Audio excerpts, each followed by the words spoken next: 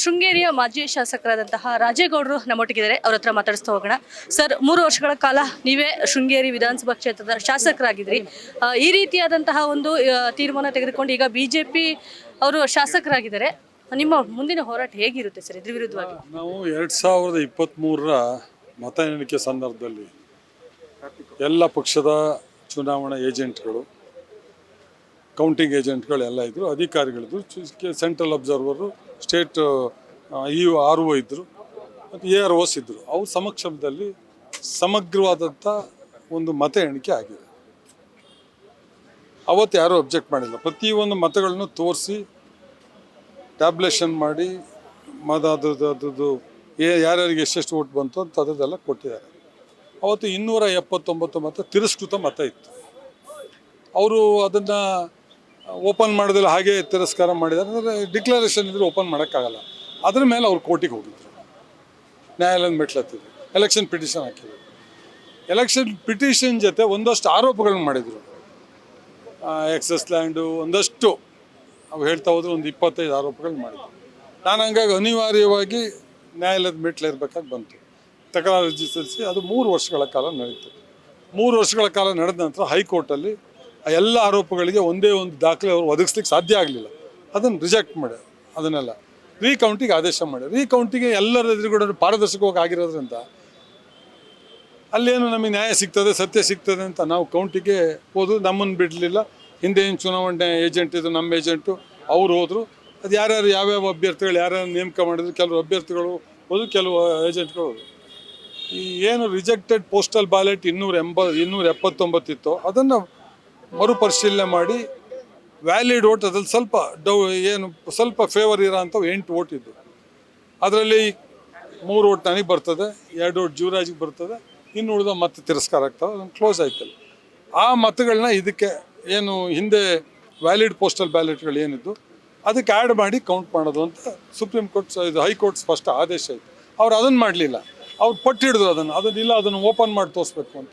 ಆ ಸಂದರ್ಭದಲ್ಲಿ ನಮ್ಮದೇನು ವ್ಯಾಲಿಡ್ ಮತಗಳಿತ್ತು, ಒಂದು 25 ಬಂಡಲು 170 ಬಂಡಲು, ಅದು ಸೀಲ್ಗಿಲೆಲ್ಲ ಓಪನ್ ಆಗಿತ್ತು. ಆ ಎಲ್ಲ ನನಗೆ ಬಂದಂಥ ಮತಗಳಿಗೆ ಮತ್ತೊಂದು ಟಿಕ್ ಹಾಕೋ ಮುಖಾಂತರ ಇನ್ವ್ಯಾಲಿಡ್ ಮಾಡಿದ್ದಾರೆ. ಅದು ಯಾರು ಮಾಡಿದ್ದಾರೆ ಏನು ಅಂತೇಳಿ ತನಿಖೆ ಮುಖಾಂತರ ಗೊತ್ತಾಗ ಅದು ತನಿಖೆ ಆಗಲಿ. ಈಗ ನಾವು ಮಾಡಿದರೆ ನಮ್ಮೇಲೆ ಕಾನೂನಾತ್ಮಕ ಎಲ್ಲ ಕ್ರಮಗಳು ಜಾರಿ ಆಗಲಿ, ಕಾನೂನಲ್ಲಿ ಏನೇನು ಪನಿಷ್ಮೆಂಟ್ ಕೊಡೋದಕ್ಕೆ ಸಾಧ್ಯ ಇದೆ ಅದೆಲ್ಲದರೂ ಕೊಡಲಿ. ಅವರು ತಪ್ಪು ಮಾಡಿದರೆ ಅವ್ರ ಮೇಲೆ ಅದೇ ಕ್ರಮ ಆಗಬೇಕು, ಜಸ್ಟಿಸ್ ಕೊಡಬೇಕು.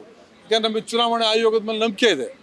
ಎಲ್ಲ ಪೂರ್ತಿ ಇಡೀ ದೇಶದ ಚುನಾವಣೆಯ ಒಂದು ವ್ಯವಸ್ಥೆನ ನಿರ್ವಹಣೆ ಮಾಡ್ತಕ್ಕಂಥ ಜವಾಬ್ದಾರಿ ಮುಖ್ಯ ಚುನಾವಣಾಧಿಕಾರಿಗಳ ಕಚೇರಿ ಕರ್ನಾಟಕ ಮತ್ತು ಮುಖ್ಯ ಚುನಾವಣಾ ಅಧಿಕಾರಿಗಳ ಕಚೇರಿ ಸೆಂಟ್ರಲ್ ಗೌರ್ಮೆಂಟ್, ಕೇಂದ್ರ ಸರ್ಕಾರ. ನಿಷ್ಪಕ್ಷಪಾತ ಅಂತ ತನಿಖೆ ಆಗಬೇಕು, ಸತ್ಯಾಸತ್ಯತೆ ಹೊರಗೆ ಬರಬೇಕು.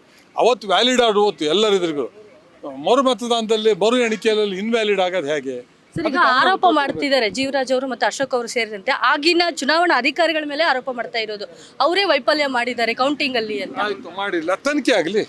ಅದಕ್ಕೆ ನಾವು ತನಿಖೆಗೆ ದೂರು ಕೊಟ್ಟರೆ ತಡೆ ಆಜ್ಞೆ ತರಕ್ಕೆ ಹೋಗ್ತಾರೆ. ತನಿಖೆ ಅದು ಸತ್ಯಾಸತ್ಯದು ವಿಡಿಯೋಗ್ರಾಫ್ ಇರುತ್ತೆ, ಎಲ್ಲ ಇರುತ್ತೆ. ಅದನ್ನೇ ಕೇಳ್ತಾರೆ ನಾವು.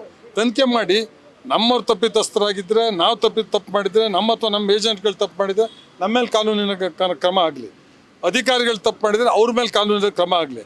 ಅಥವಾ ಯಾರು ಟ್ಯಾಂಪರ್ ಮಾಡಿದಾರಲ್ಲ, ಟ್ಯಾಂಪರ್ ಮಾಡೋದು 100% ಸತ್ಯ, ಅವ್ರ ಮೇಲೆ ಕಾನೂನು ಕ್ರಮ ಆಗಲಿ. ಆವಾಗ ಇನ್ನು ಮುಂದೆ ಇಂಥವು ಆಗೋದಿಲ್ಲ.